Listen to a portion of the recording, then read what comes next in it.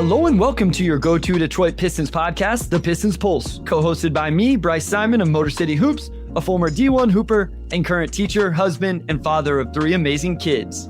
And I'm Omari Sankofa II, Pistons beat writer for the Detroit Free Press. And of course, we're blessed to always be joined by our producer, Wes Davenport. And just a quick reminder, guys, next Sunday morning, maybe around this time, it kind of depends on how things go, Omari and I will go live from Las Vegas, as long as the hotel internet's strong enough, I guess. That's always a little caveat there, but we'll try to do that. But today we are joined by the man, Shawn Windsor of the Detroit Free Press. You guys all know him. We love having him. We get into great conversation around Detroit basketball. But first, Shawn, I need your opinion on something. Omari comes at me all the time about my lawn and being a lawn guy and how important my lawn is to me. As Bobby Bucket say, just got done mowing his lawn. Happy weekly mow your lawn day. Shawn, where do you fall on this lawn debate? Do you have a nice manicured lawn, or you're just hardscape and you don't want to deal with any of that? It's not manicured. I mean, we do mow it and weed whack, but the older I've gotten, to tell you the truth, I think the Europeans have a little bit better model of this. They just let the grass grow, and it turns into a little bit more nature. And I don't use I haven't used chemicals in a long time, not because I'm necessarily against them. I mean, although who knows, maybe I am. But look, I get it. A manicured lawn is a nice thing to have. But maybe we've got this backwards with our obsession with our lawns over here in this country. So I don't even know how we started talking about it. I'm anti-lawn in general. So I've never been a homeowner, obviously, so I haven't had to cut grass since I lived with my parents, but I just always hated it. I'm allergic to it for one, so all the pollen kicks up in the air and then I'm just messed up for like a few hours. But I just feel like it takes a lot of effort. But the only people you're impressing are like your neighbors, but it just gives them an avenue to judge you. It's not really like a productive thing. It's like, I'm keeping up my lawn because Dave across the street is like a lawn addict and his lawn looks amazing. So now I have to take care of mine. You're not going to put this on me that I'm like trying to win a competition. I just like my lawn to look nice. Yeah. That's what it is. I like a nice, organized life where things look good and my lines are straight and all of that. And when I drive up to my house and it's mowed well and straight and all of that, I am more relaxed and less stressed. Surely you can appreciate that, Shawn. No, for sure. And that's the reason I haven't actually mowed my lawn this summer, because my son's been doing it for me. He moonlights in the summer at a golf course a couple of days a week. Most of us can play golf at the University of Michigan course in Ann Arbor. So he's a really good landscaper. So he's been doing it for me this summer. But I'm with you. To me, it's a lot like whether you make your bed or not. If you folks like to make their bed because it provides some order and it's a blank canvas and it quiets your mind, for some folks. To me, that's what the lawn is when it's mowed. It settles the soul a little bit. It has nothing to do with your neighbors. Yeah. Okay. Yeah. Well, I will also say, Shawn. Thank you. Okay, well, we got Bryce posted some photos in the chat yesterday, and Bryce's front and back is just impeccable. His line is impeccable. Like, you have the lines, like, he has it edged up. Like, it's a 10 out of 10 line. Like, I will give Bryce that. Like, he is the one setting the standard on his block, 100%.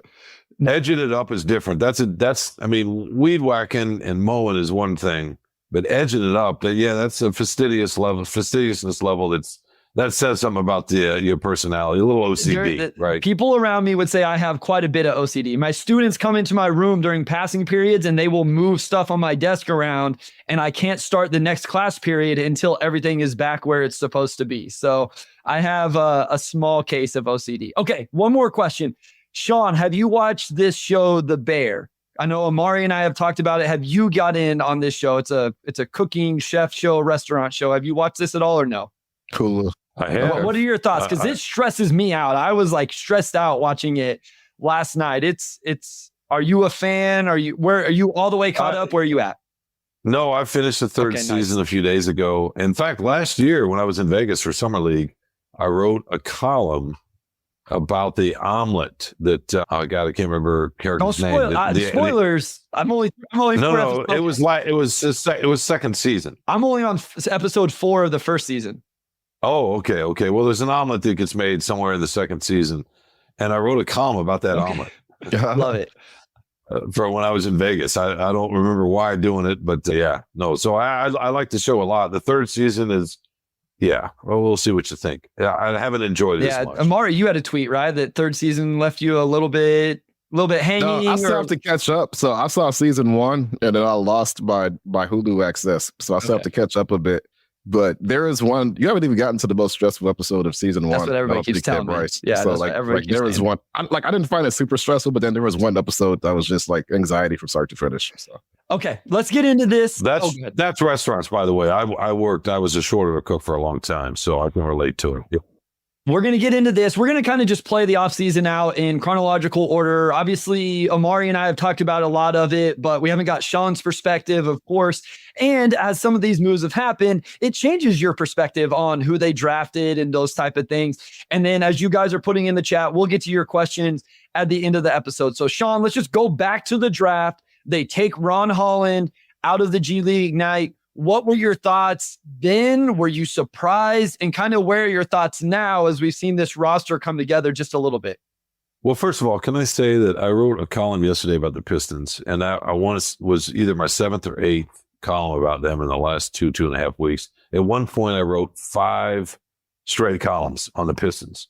No other team, no nothing. And that is, the editors and I were joking at the Free Press. That's easily a record. I've never done that because I've not been a columnist when the Pistons were good. So you just haven't had the opportunity to blitz like that. But that just goes to show you, at least from our perspective, how much news there's been and how much interest there's been. I mean, and people are reading, and Omari will tell you that too. People are reading. It's really kind of amazing. We, in the middle of February, right? This past season, not so much, but right now, I don't remember this much buzz. Yeah, it's like I was telling somebody the other day, like not only just the amount of moves in the last 2.5 weeks, but just how tapped in people have been. Like the numbers have been insane. For the worst team in basketball last year, it is just, you would think they won the championship. It's really something. Yeah, it's just a great fan base, and what we've seen the last couple of weeks coming off last year is a reminder of that. Yeah, I mean, our YouTube numbers, you can go to the YouTube page and just look at our YouTube lives and the people tuning in live, but then what the total numbers hit as well. And I don't even know what the podcast numbers are. I assume they've jumped as well. So yeah, I mean, I think it's this has to be, maybe we start here then, Shawn. I think it has to be fans' excitement, right or wrong, probably right, about the new decision maker in Trajan Langdon. You moved on from a new head coach. Like there's just all of this newness. So let's start there. We just had a question in the chat from Big Dog Pistons on Twitter. How do you like Trajan? What have you thought about the hire and his job so far? Let's start there. Just when they hired Trajan and all of that, then we can move into the draft and some of the moves that have actually been made.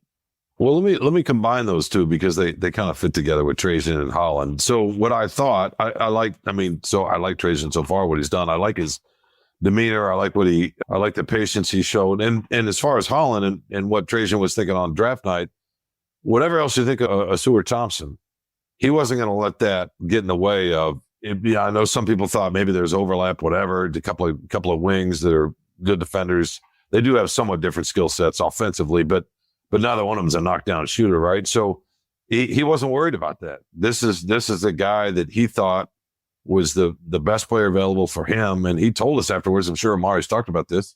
I don't know if he told us that night or maybe he told us when he introduced Holland that he thought he could be the best player in the draft, period.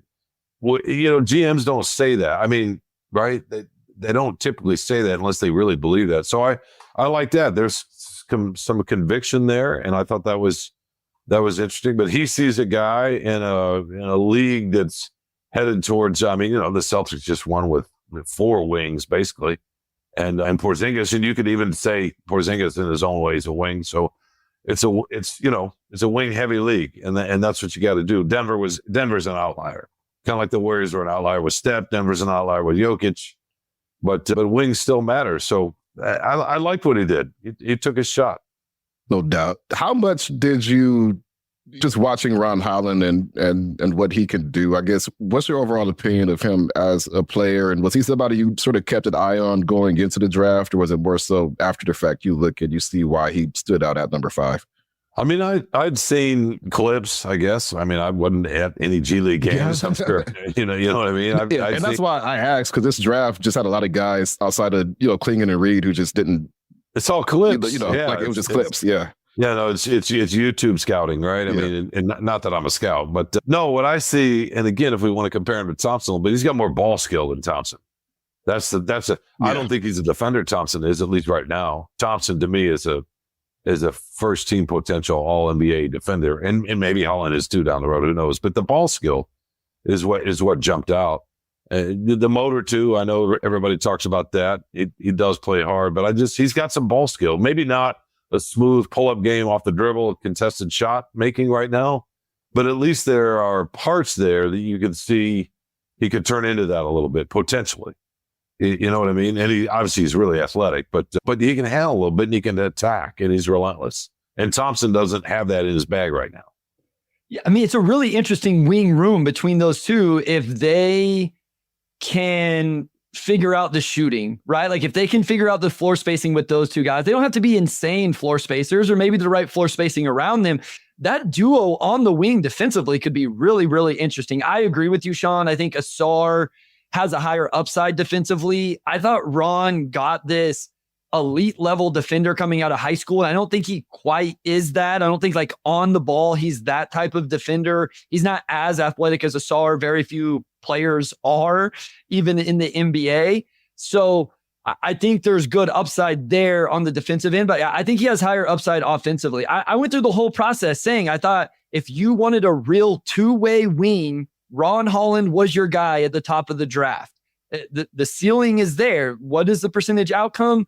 I don't know, but Omari, you've talked about this, the way you pressured the rim, getting to the free throw line, all of that. I don't know. You've watched enough. I don't think the jumper looks broke with Ron Holland. I don't have the same level of concern with his jump shot that I did with just the way Ausar's looked. Are you similar? Do you feel the same way? Do you have some confidence that Ron can figure out the jump shot? Yeah, it does. It doesn't look bad. It really doesn't. It looks like a player who's been able to get to the rim all his life and hasn't worried about shooting as much, right? I mean, that's kind of what it looks like. But the form looks reasonable. I'm trying to remember, does he start it a little bit low, or am I thinking of somebody else? No, it's a little bit lower. Like it's here and it takes a little bit longer. No, that's accurate, I would say. And that which makes it tough to shoot off the dribble that way. But we've seen guys before with not awkward, but unconventional not deliveries, but gathers. Yeah. And then up into the release. And the way they get space is with their ball skill, the step back, side step, whatever. Hesitation. There are ways to do that. I don't know that he's got all that in him right now, but no, his jumper doesn't look terrible. And by the way, speaking of Thompson and defense, have we talked about this on the podcast before? Just I saw a package of clips from him recently. You know how it goes. Maybe it's because the Pistons have been so in the news. Just some of the highlights from just this past year before he got sick of locking on Shea, on Luka, on Halliburton, on whatever, just getting up in their business. And they had nowhere to go as a rookie, right? I mean, I don't see any of that in Holland. The job he did on Shea was insane just because he's such a herky-jerky guy. And like, I feel like Ausar never jumps. Like, he never bites any pump fake, which is, honestly, I feel like half of playing good defense, or maybe like a quarter of playing good defense, maybe it's just not biting pump fakes. But there is a lot of natural ability there that you typically don't see in players that young. But I feel like if Holland could be like 80% of that, you're still in great shape. Yeah, no, and here's the thing. Ausar, I think it was the last game he played against the Mavericks. We saw the difference with him and on the court and off the court. I think he started playing that game and then he only played 11 minutes, and you could just see what he was able to do against Luka. Somebody asked in the chat about Ron Holland's catch and shoot numbers. So his overall field goal, I'll just do 3. I don't think he was only 27% on catch and shoot. He was 22% on dribble threes. So I mean, the numbers there speak, not as good off the dribble, but somebody I think had said that maybe the catch and shoot was a little better, thought they saw that. That wasn't necessarily the case. So yeah, I think it's a real interesting, you don't need both of them to be all NBA level defenders, but you just have those kind of athletes on the wing, Shawn. That's a great start defensively with those two guys. And if Ron can get there offensively, Ausar, I've said all Ausar has to be able to do is knock down corner threes. Even if you can just knock down corner threes, that's okay. And then improve a little bit around that. it makes sense from a roster building idea of you have your primary on ball guy in Cade, and then you have these two wings that hopefully can grow together in some way. Well, he mentioned Jaylen Brown the night he was drafted, right? He mentioned a couple others, and I think Trajan Langdon liked that his models were defense first models, and who knows whether he turns into Jaylen Brown or not. But Jaylen Brown didn't shoot at all, Cal. Yeah, I mean, it is possible. I used to think that when guys came in that couldn't shoot, they were never really going to be able to shoot. But that was a different era. With the workouts now, with the shooting coaches, obviously the Pistons have one that's pretty good by resume and by reputation. It's different now. I don't know that Thompson's ever going to be a knockdown shooter, but you can see stuff with Holland. By the way, Thompson will figure out. He has such a good feel for basketball. With cutting and rolling off of screens and offensive rebounding, he's got a little bit of that Rodman sense of where the ball is going to carry him. He'll get buckets that way. I mean, obviously lobs, but especially the cutting, he'll find ways to contribute, even if he doesn't become that much of a shooter. To me, though, to make it work, Holland's got to become a shooter. Agreed. You can't have two guys. You just can't. I mean, it's not going to be Jason Tatum and Jaylen Brown ever because there's no Tatum in this too. Yeah. But if Holland pops and is Brown, you can live with that if Thompson doesn't, because you got Cade, who I think is just going to get better at shooting, right? Yeah. And I don't want to go overboard with the Jaylen Brown thing. Everybody said it. I made the comp early on as well. But Jaylen Brown in his 1 year at California shot 29% from three and 65% from the free throw line. So not what you would consider, great shooting metrics, Omari, there for Jaylen Brown in his 1 year. And so I don't want to always use guys and say this is the rule. Obviously there's outliers. We talk about this all the time, but that's why people like to make that comp with Holland and Brown in terms of the shooting and then getting to a certain point and also providing the defense. No doubt. Shawn, we could talk about Bobby Clintman briefly, and then maybe we can get into some of the other team building stuff before we get deeper into Summer League. But just the idea of taking a guy in the second round, they traded up for, he's 6'7", I think, no, he's 6'9", 6'11" wingspan, and can shoot it a little bit. Just what do you think about him as a prospect? And then also just looking at how he kind of fits this archetype that they've sort of prioritized through this whole process, whether trade or draft. I mean, why not take a flyer? It's the second round. Yeah. I like the lengths.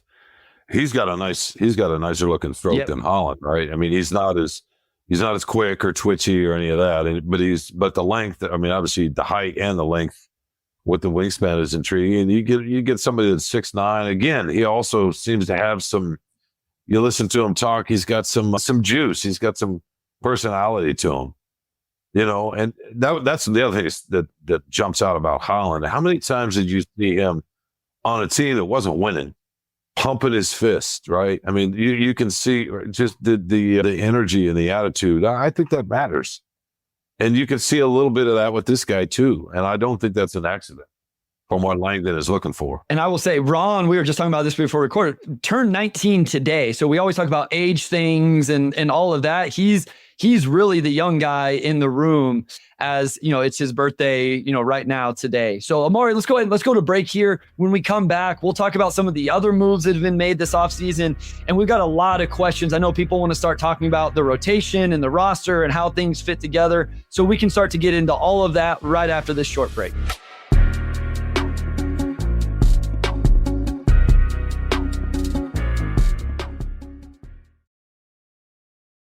All right, we are back with segment 2, and the Pistons have been so active that I think we just recorded 5 days ago, and since then they've added Malik Beasley and they've re-signed Simone Fontecchio. Let's just dive into the wing room as a whole. I know you've written about this too, Shawn, but when you look at just the experience they've added, but also the proving shooting, just what's your baseline expectation for this group going into next season compared to what we had last year? I don't make a habit of necessarily quoting Tom Gores as the font of basketball wisdom. But when we talk to him, and Mario will tell you this, he made a point to talk about the vets that were signed under the last regime and how they basically weren't available. And that matters. And Bryce, you can speak to this. You played basketball at a much higher level than Omari and I did. But even my little AAU level when I was coaching, and I had a team that was struggling. And then the next year we added one guy, wasn't necessarily a dominant player, but he was just a good good player and could make plays, his presence would lift the whole group because of the way he carried himself, the experience, and we start winning a little bit. And in that winning, just even a little bit, imbues it goes through in a way that lifts everybody up. You know, we talk in basketball, okay, is this a player that makes people better? And you're talking about LeBron, whatever, Curry and his spacing, obviously Jokic, these type of players. But that's not the only kind of way you can get better. You can make a team better with an individual player. Tobias Harris, and to a lesser degree Hardaway, to more of a degree, Beasley. Sorry, I'm trying to keep it straight. Their presence and their experience, it's not just the floor spacing, the way they carry themselves, especially Harris, that matters to me a lot. And I wrote this yesterday, I don't care how good a prospect you are. If you're losing at a historical rate, it's hard to develop. It's just hard to develop because of the psychological weight of all that, right? It just wears you out. You know this, Bryce, you played. I don't know if you're ever on a team that lost like that. But how do you get better that way? Yeah, it's really, really difficult. Yep.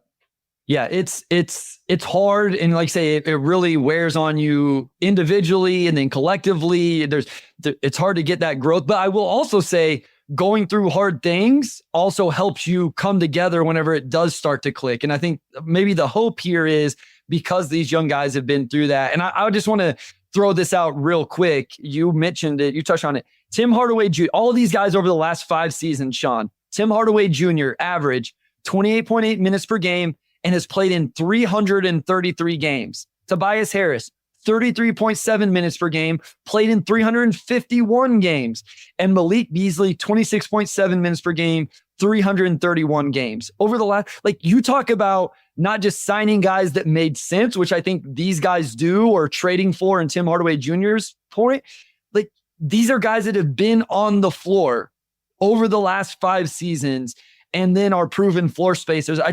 I think having guys that are able to play 70 games this next year, hopefully I'm not jinxing things here, is going to be huge for this team. No, it is. It's interesting. But I liked watching Bogdanovich play. You know, he's just a hooper, man. He's a bucket getter in his own somewhat unique way.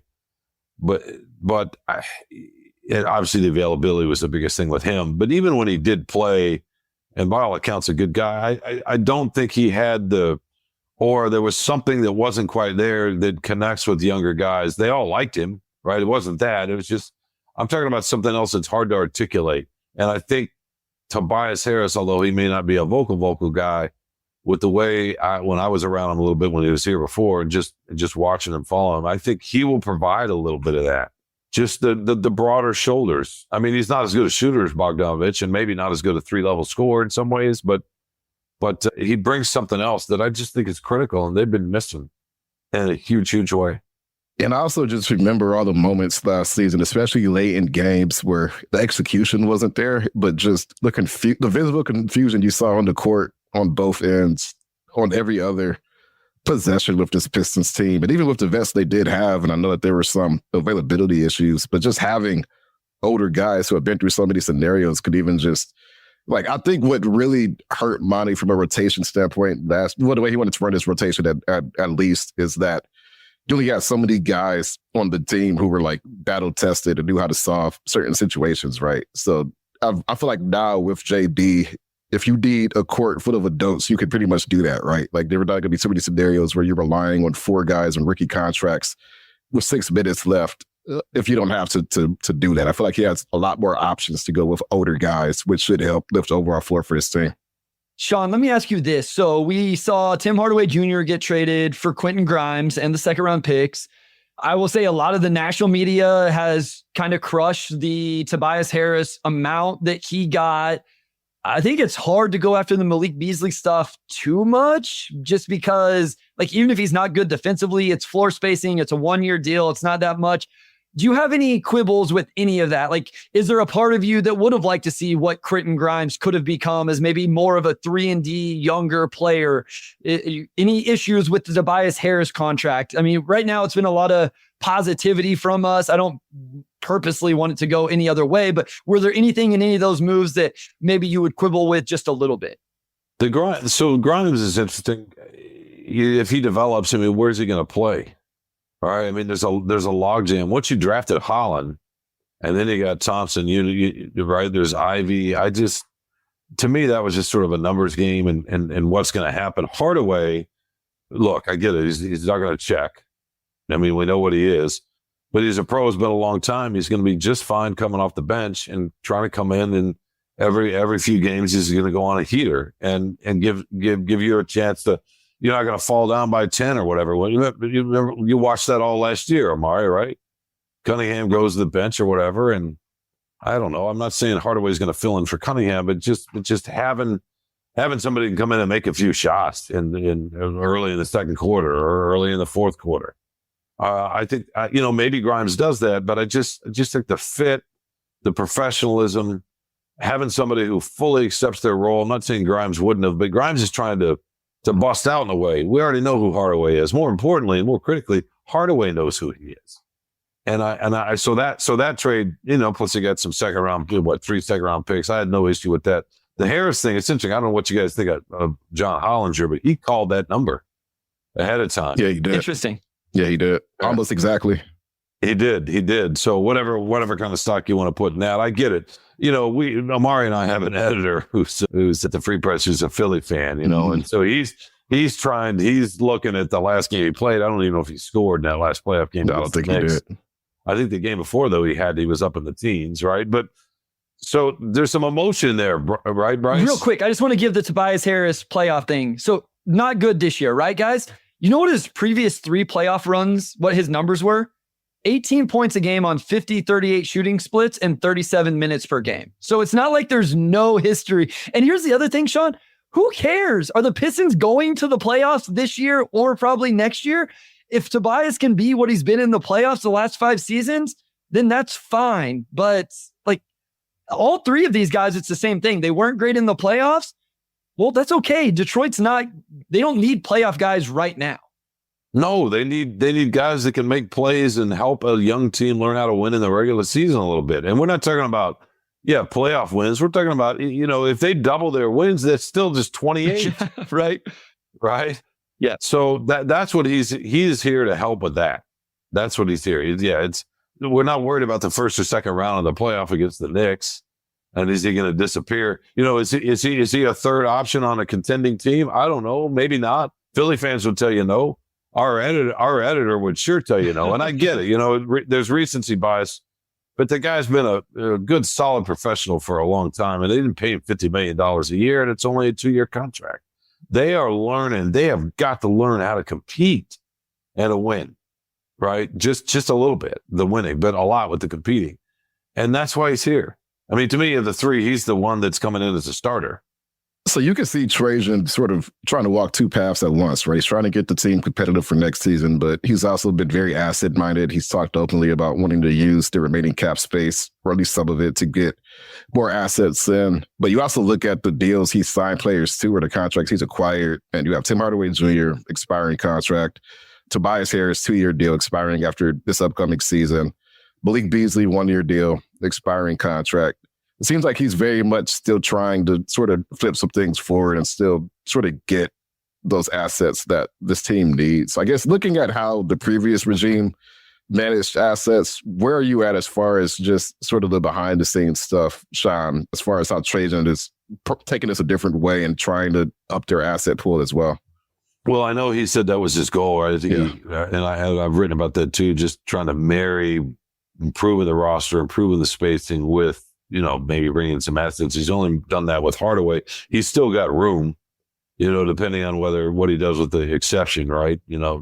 How much room? What's the minimum? 12 million or so? Maybe that's 12 million makes it a little harder to take on a bad contract. But, I don't know that his number one goal was grabbing assets. I think his number one goal was stabilizing, bringing in vets who could be on the floor and spacing. And to me, the most fundamental goal is to see what you got in Cade Cunningham, and then to see what you got in Cade Cunningham and Jaden Ivey.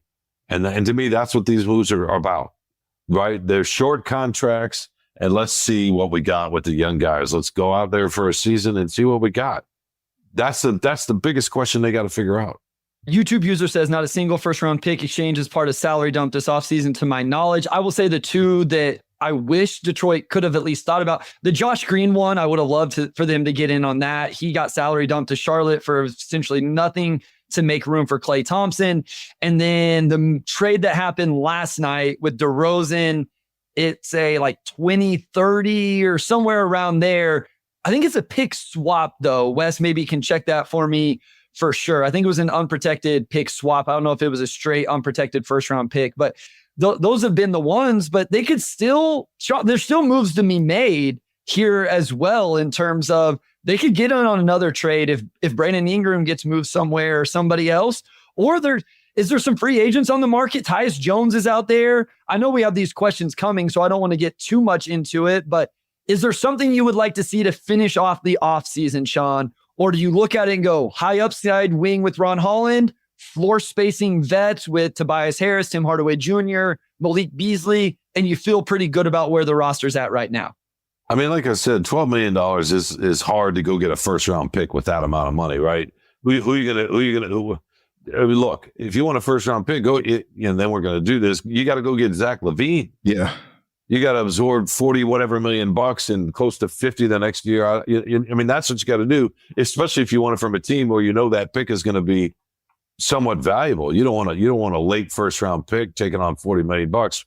But how many opportunities are there? I mean, Chicago can't give him away. They'll definitely attach a first round with that. But that was the choice. And then LaVine, I don't think is the right fit for here. Then you get in the way of Ivy again.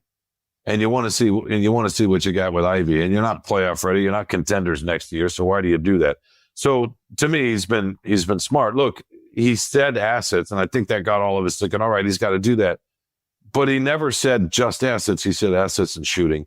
The other point I'll make about these signings and the trade with Hardaway is it takes pressure off Holland. He doesn't have to come in like what we've seen with Cunningham, maybe not so much, but Ivy, Thompson, they all came in and they got thrown into this. Holland's going to be able to sit back a little bit more and learn in a little bit more of a traditional way. It's not because he's joining a playoff team with all these vets, but because of the roster, because the way it's constructed now, he's going to have a little bit less pressure. And I think that's good as a rookie. No doubt. If you look at areas of need on this roster that haven't been addressed that they possibly could, do you still see any other pressing areas they should shore up going into next season, or at least try to, whether free agency or trade or whatnot? I guess it depends on what you think of Sasser, right? I mean, another two guard. I mean, what do you think, right? You can see, you gave up Grimes and you brought in, Hardaway, I guess, could sort of be that, right? He's a pure catch and shoot guy. He's not.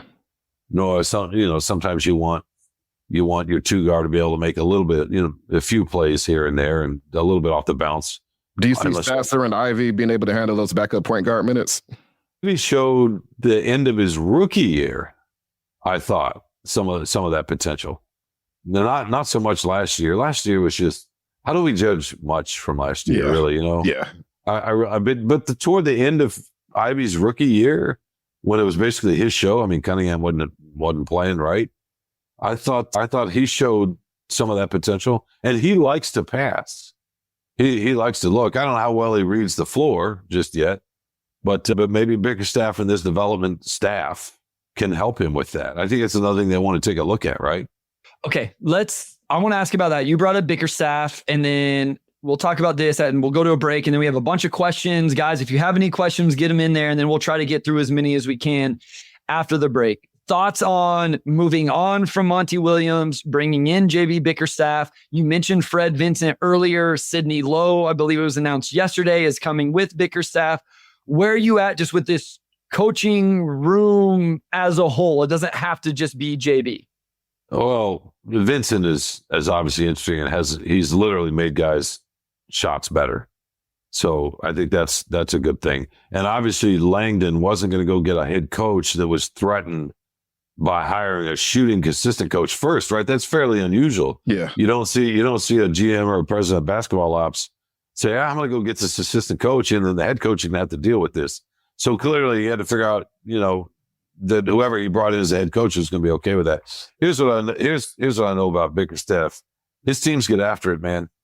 They do. And Omari can attest to that. In Memphis, he was there. They overlapped some down there.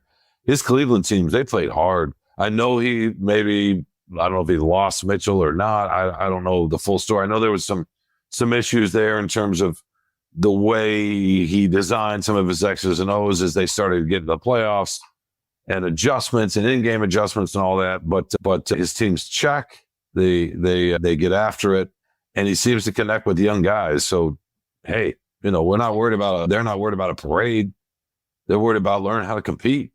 And I think Bickerstaff has shown that he can do that. Shawn, don't you think that's a limited worry, though? The whole he didn't get his team over the hump. Well, who cares? Again, it's kind of like the Tobias Harris in the playoff thing.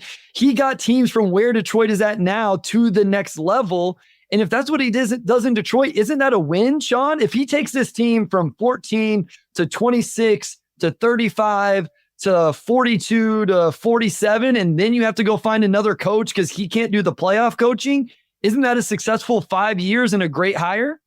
Absolutely. The Pistons had a coach like that a long time ago. His name was Doug Collins, right? Who was incredible at getting his guys to play, but then he'd burn himself out. He was wrapped so tight, they had to get somebody else to come in, right? It's, Mark Jackson was like that a little bit in Golden State.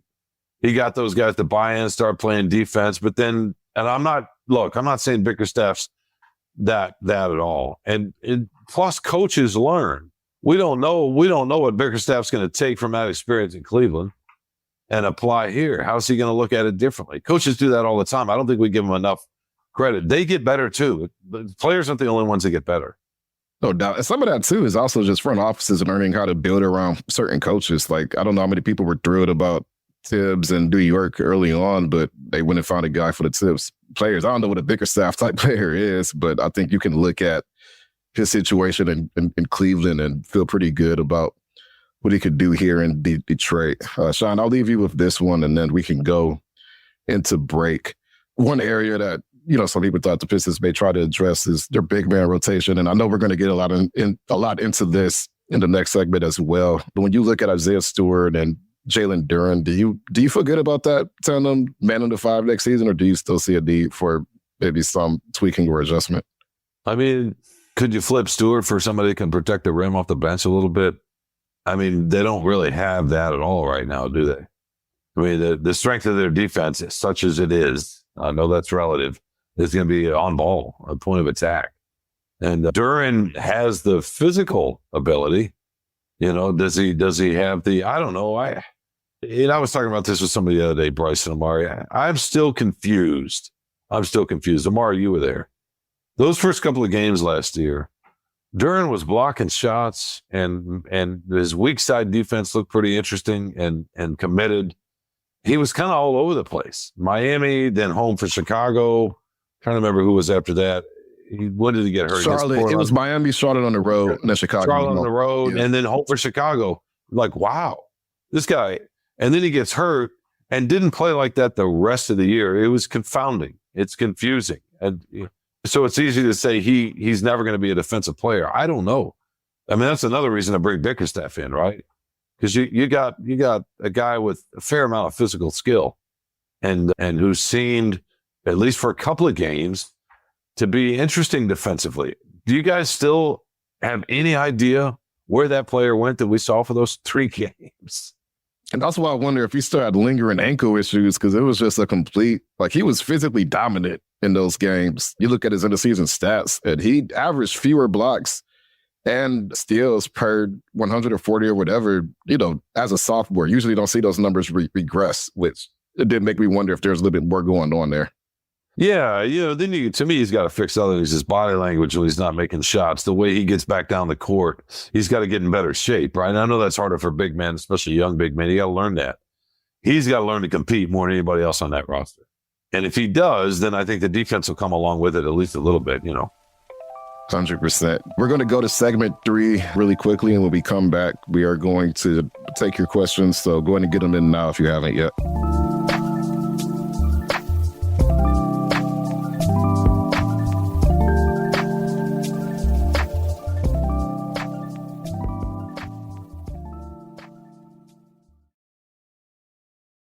All right, we're back with segment 3, and we have about 20 minutes left. So we're going to open up with a question from our guy, YouTube user.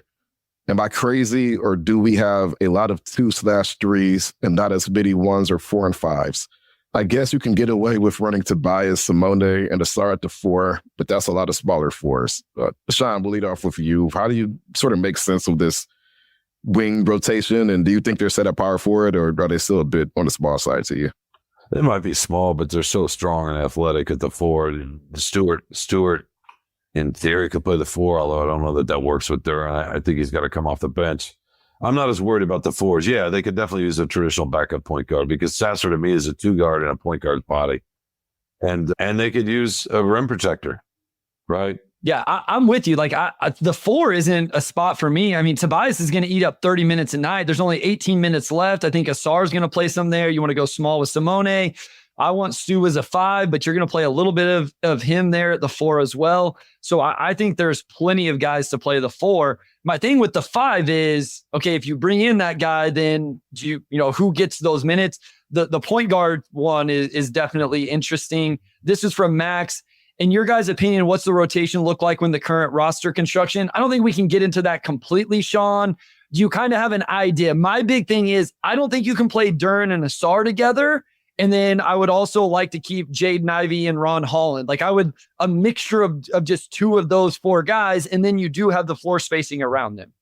That's a tough one. I mean, with Thompson and Duren, because we saw last year, you guys were talking about that Mavericks game and the way it changed when he got hurt and left that game. Yeah. And I don't know, obviously that's hardly a sample size at all. It's just one game, but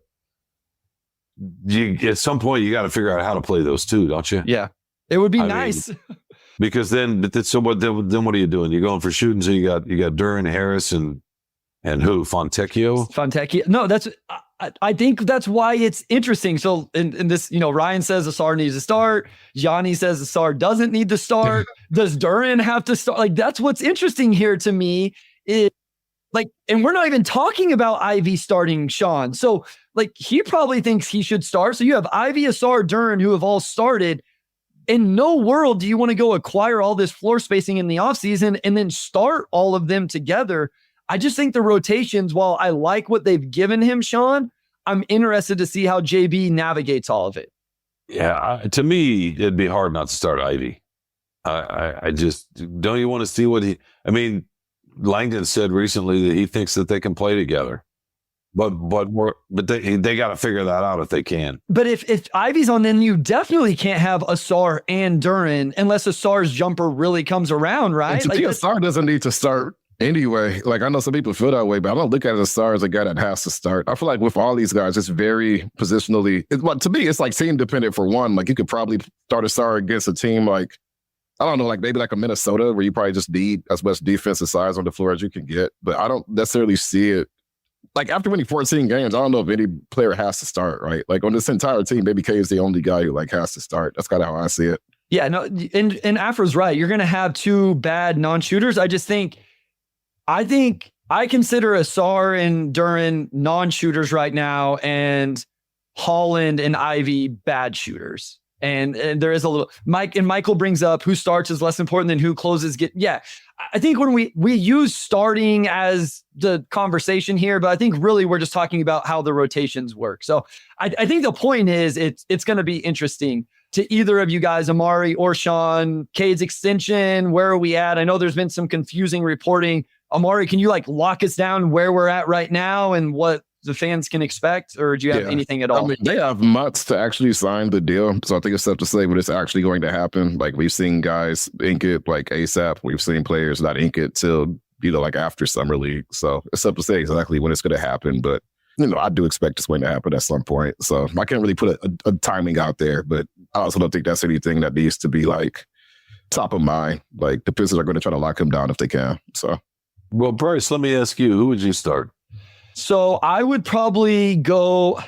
Here's the thing. I would be okay not starting Duren, but I also don't want to start Stu at the 5. And what I hate about that is then if I start Duren, then by my own equation, I'm not starting Ausar. I've almost got into the Cade, Ausar, Duren with Tobias at the 4 and then whether it's Beasley or Tim Hardaway Jr. or whoever as a floor spacer, but then I don't start. I hate not starting Ivy. I don't know. My answer is I don't know. I like the idea of Ivy and Holland, or excuse me, Ivy and Ausar playing together, and Holland and Duren in whatever the rotations are. No, that's interesting. You're right. It's a trade-off. And I know I've seen some folks say, okay, well, space the floor, put all your shooters out there, try to win like Indiana. Don't worry about stops. But they're not I mean, I know they just got better shooting, but they're still not going to score like that. Even with all their scores, they're still not going to score like that. They're going to have to get stops. No, that Bickerstaff is a defensive-minded coach. So it kind of tells you a little bit about what they want to try to do, right? Yeah, and that's like somebody, I've thought about this. Somebody says Cade, Beasley, Fontecchio, like going a little bit older in the starting lineup and then letting Ivy, Holland, Ausar go crazy in the second unit. I don't know, man. It's...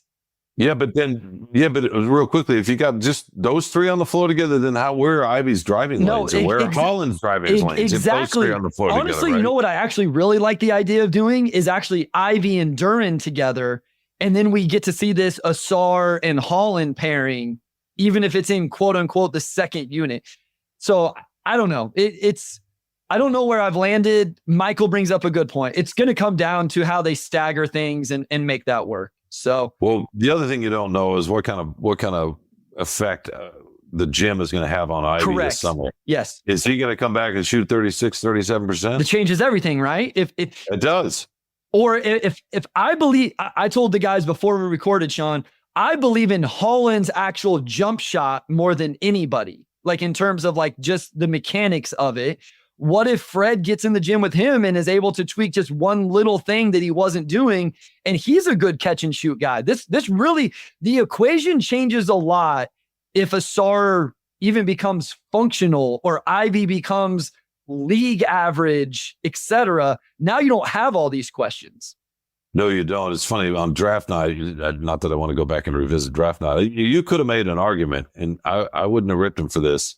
Instead of Holland, if they've gotten Klingon and traded Duren, sure, and because just for defensive purposes, right? Yeah. Then you get your rim protection, and he's the lob threat, not like Duren. But it's funny because somebody's in here talking about, or maybe it was Wes, our guy Wes, talking about a center to be named later. And so forth. Yeah, but I did think about that on draft night. I mean, and I was told that this was before Langdon was there, that there were some folks that thought, hey, yeah, Klingon, I don't think it was Weaver, but yeah, because the argument with Klingon was that, especially in this draft, if for what you're going to pay these top guys, like I think Reese Shade's contract starts at like maybe like 10 or 11 billion, which is a lot for a project type guy. But from a value proposition, you take Klingon and you're getting a pretty good player on a pretty good salary for the next 4 years. So real quick, I'm going to say here, Daniel brings up, you have Cade, Hardaway Jr., Ausar, Tobias, Duren, then Ivy, Beasley, Holland, Tech, Stu.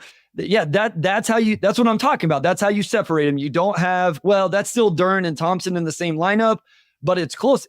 Here's the thing. We'd have the same offensive conversation with Klingon if he was the starting center though, right? Like there would still be floor spacing. No, you no question. And you can have Thompson and Duren out there together if the other three can shoot. So that's where I'm trying to wrap my head. I've always said, I don't think you can not always. I've decided that you can't play those two together. But if you have three other real floor spacers, like real volume floor spacers, maybe that's more functional still than I'm giving it credit for. So yeah, because Duren is a serious lob threat, so that you can use those two and space around those two, right? And then Thompson can cut off of that, and you get two other jump shooters. So to me, that's a serious possibility. Yeah, I mean, just having three shooters on the floor at all times is a step up from last season. Yeah. On paper, where do y'all rank the Pistons in the East? I would say around 12. So who are the I guess on paper, the non-playoff East teams, right? You have the Wizards. I was just going to say Washington. Brooklyn's tanking harder than anybody, right? Yeah. Like they have to, like they're in tank mode. They got their picks back. Charlotte on some level, like they'll be better, but still probably not like a 41 team or anything. Well, ball will be. Right? Yeah. They have an interesting roster there with Charlotte. Like they didn't, and they added Josh Green. And I like that Alabama wing. Why am I saying that? Brandon Miller, who showed some stuff. I mean, he might take a leap, right? So, I mean, your hope is the Wizards and the Nets. Maybe Atlanta gets worse if they end up a trade. So the Raptor, Toronto's not going to, because like they're Scotty, IQ.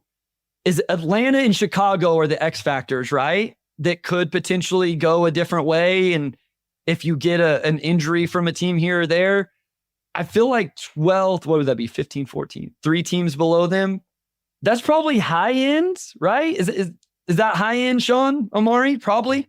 I think so. I mean, yeah, it's about, 12. 12. Probably maybe 11 in the best case scenario. Yeah. I'll say, if you could beat the Wizards, if you could beat Brooklyn, and there's just one other team, like maybe if Atlanta or Chicago takes a big step back, but it's still a good conference. I mean, Magic got better. Like you still have the Celtics, Knicks, Bucks, Cavs, Pacers. Philly got a lot better. And Miami maybe is a little bit of an X factor. Maybe. Like I still think they're going to try to compete, but they have some stuff to figure out. So just back to the thing we spent some time on, YouTube user says, I think there are a half dozen lineups that make sense depending on situation. This is a huge step up from the last few years. I think that there's some truth to that. Like just the fact that there's some functional lineups that we could feel good about makes sense. Arctic Blitz says, what's the realistic floor, median, ceiling? I'm not going to ask you to do that, Shawn. Where are your expectations right now? 14 wins last year. Are you looking for double? Are you looking for plus 10? Double. Okay. Yeah, double. I mean, yeah, plus 10. I mean, let's say double. That'd be a good ceiling, I think. Excuse me. I think about Orlando, right? They took a leap last year from the year before with Banchero. They had the right vets. I mean, obviously Wagner and Banchero are ready. But what if, and I know it's a big if, Cunningham takes another step and Ivy's shots a little bit. I mean, what if those two guys come back and they're just better? That changes everything, right? I mean, we just watched Orlando do that because they had the right vets and they didn't shoot much. They're huge. But that to me is your best case scenario. But I don't know, somewhere in the 20s in terms of wins, I think would be good. Well, one thing this team was not good at offensively last year, I don't know how much better the defense is going to be. They didn't shoot the 3 very well, and they turned it over a lot. And the 3 guys they brought in should help with that. None of those. Now, part of the reason those guys don't turn it over is their usage isn't high, but they definitely space the floor. Shawn, let's reminisce here. So Caleb says, I remember when you and Vince would do your random vids on the phone when the Pistons were mediocre, good old times. What's the story behind this? Was this at games you would do these, or what's? Yeah, this was a game. Yeah, we used to do these videos post games, and they were mediocre is probably a good way to put it. One of those years they were a playoff team. I remember they played Milwaukee, I think, and got swept. But yeah, Vince and I just used to rap about, Vince. It's funny. I love Vince, but I don't know how much Vince actually loves basketball. And I used to kid him about that. He's a college football guy. Yeah, he is. But he was a good beat guy, and broke news. He was a pro. He was a total pro. All right, Omari, pick any question you want in there. I don't think we're going to get to all. We have 10 in the queue, right? So we got about 5-6 minutes. Go where you want, Omari. Yeah. Who will our backup 4 and 5 next season? So I know when you said you would trade Isaiah earlier, some people were like, well, isn't Isaiah Stewart our best rim protector and this and that? Like, are you comfortable with just Duren and Isaiah being starting and backup 5 next season, or do you still think they really need to go and get not really, not unless the Duren we saw in the first few games that's going to be the Duren that builds this year. You can survive. I mean, plenty of teams don't have 2 rim protectors. Denver doesn't have any rim protectors. I'm being silly here, but I mean, so technically it can be done, right? I mean, Boston, they were great defensively, and obviously Porzingis made a huge difference. But when he was out, they kept winning, and Horford wasn't a rim protector. But they were so good out on the perimeter defensively with all of them. I mean, you got Holiday's probably the best on-ball defender, and White and Brown and Tatum. They're all so good defensively. So that's the thing. That's another point. Cunningham, to me, showed decent defensive instincts and even on-ball defense as a rookie. And then I don't think he's been anywhere close to that. To me, he's got to get better defensively, too. Yep. No, that's the answer to the rim protection, right? Is Holland, Ausar is what we've talked about. Holland's really good. It's not going to be right away. He's a rookie. Cade takes a step forward defensively. J.I. really takes a step forward defensively. And you can counter some of that. Real quick, any Omari or Shawn, Ausar at Summer League? I know there's health stuff along with everything else. I don't know if you had any updates on that. Yeah, I'll dig around some clarity on that pretty soon. Okay. We've talked a lot about Ivy. Shawn, what do you think Ivy's role ends up being? You kind of mentioned him starting. Is it him starting and then staggering and playing more on ball in the second unit? What's kind of the role you envision for him? To me, that'd be the ideal. I think that's what they want to see. Does he have that in him? Right? They stagger the minutes. His shooting improves enough that he can play with Cade primarily, and that it maximizes Cade, or at least opens the runway. It's a longer runway for him to figure himself out. That's important too. But in terms of, I can see he's so quick, and he's so explosive, and he's got to tighten that handle up. I know Omari and I have talked about this before. That's another thing. And, we'll see. Does that get better through the summer too? But yeah, to me, ideally he starts. That's the backcourt. They both improve their shooting. They're both at least more in tune on defense. And then Ivy, and then they stagger, and Ivy gets the ball for however many minutes a game and builds on what we saw late in his rookie season. All right, we're going to finish with two first. When is the first game? They play Saturday, Omari? Yeah, like Saturday, 3:30 Eastern, I think. Like something around that. I'm about to double check. It can't be 3:30 East. Is it that early in Vegas? Maybe it is. You might be right. All right. Check. I remember seeing 6:30, like all those games we were like at 6:30 or something along the lines of that. So I'm about to. Shawn, are you going out? I am not. No, it's the first time, and I've been to the last 3 summer leagues, but we didn't do it this year. We just, and it's too bad because in the meantime, they got a new president, they got a new head coach, an interesting draft pick in the first round. Yeah. So it's 7 Eastern on Saturday, by the way. 7 Eastern. Yeah. I'll probably write once though. I'll probably watch a little bit and try to write once, Yeah. I keep telling people, I think this is the year everybody's taking off Summer League, right? Everybody went last year. It was a madhouse because of Wemby. This draft wasn't exciting, so people are going to take this year off, and then they'll come back next year with the Cooper Flagg, Ace Bailey, VJ Edgecombe drafts. Last one. Do you think they will add more pieces this summer, or more likely to test out this current roster before making more moves? So, like, where you think we've seen the moves, Shawn, Omari? I know we've talked about, the money thing is interesting depending on the mechanisms and the order of operations. I've seen Paul Reed, I think would make a lot of sense as somebody that they would bring in. I bring up Don Barlow. I know there's Tyus Jones comments in the chat. I think that could make sense as that backup point guard if you didn't want to give him to Ivy. Shawn, would you be comfortable if this was it, or would you like to see something else? Or, what do you think we see for those final, I think, 3 roster spots? I think, a backup point guard of some kind, and if you get lucky with some rim or a little bit of rim protection. Other than that, I think the goal is, to me, I think the roster is fine. I think the goal is assets. See if you can somehow swing an asset, and if you can help the team in the process, that's fine. They got plenty of guys that can play right now. And that's a better spot that they've been in a few years. Yeah, I mean, I looked through the rosters, like there's 11 dudes on the roster right now who I think they think that they're going to be in the rotation and be able to play and should play, which isn't bad, right? You need, Omari, we were talking about this, the injuries are going to happen, all of that. Ashton joined us today, said, my dog, we appreciate you, Ashton, for tuning in. We've been talking a lot about your guy, Cade. Omari, thoughts on the rest of the roster, and then we'll let Shawn get out of here and let everybody go mow their lawns on this fine Sunday.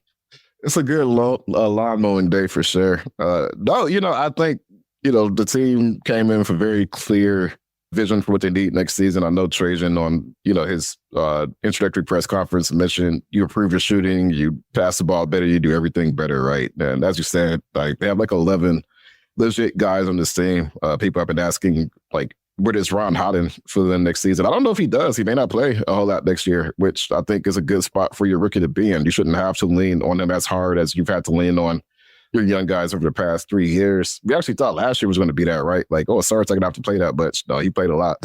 So maybe they're finally there now. And I think if nothing else, that's probably the best thing you can have from a development standpoint is, guys really having to earn their spots every day. All right. We will be back next Sunday.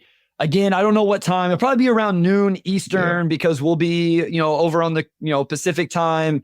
And by the time we get up and get around and all that, we're not going to go live after the game. It just gets too crazy trying to make that happen, get out of the arena, all of that. So Sunday morning, Omari and I will be live from Vegas. And then we'll keep, producing content all off season. I'm sure we'll have Keith Smith back. We'll bring Shawn back at a certain point to preview the season. Yeah, we're getting close to the dog days, Omari. I'm a little nervous because we're getting to that point where there's not as much to talk about. But at least we have Summer League. Guys, if you're not watching, there are Summer League games going on today. There were games yesterday, all this week, the other Summer Leagues, the California Classic and the one in Utah. So, Shawn, thank you so much. Appreciate you.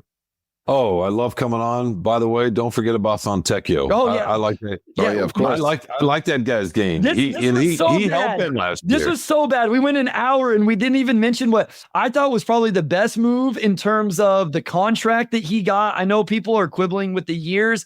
My guess is that's what Tech wanted, was to get back on the market at a certain point and maybe score another big payday. I love Fontecchio. I think he's really, really good for this team. So I'm glad you mentioned that before we signed off. Oh, that guy can fill it up, man. And I like his demeanor. Yeah, no, that was a sneaky good extension. Yeah. Or re-signing or whatever you want to call it. Pretty confident. I feel like all three of us feel like he's probably going to outplay that deal with what he did last season. Yeah. Yeah, no. And he loves playing with Cade, and he was happy here. He should be ecstatic. He was. Yeah, and he wants to be in Detroit. And hey, when people want to be here, it's like Amon-Ra St. Brown, whatever. We take those guys. Absolutely. No, that's a great call because there was a couple times throughout it I was going to ask and we didn't get to it and it went somewhere else. Yes. The comments spelled this too. Nobody brought us. I saw a couple, but I don't know how many comments. You guys were amazing in the comments today. Yeah, we appreciate you guys so much. But yeah, they should have been screaming at us to talk a little bit more about Fontecchio. He was definitely in some of the rotations, though. He was getting some love.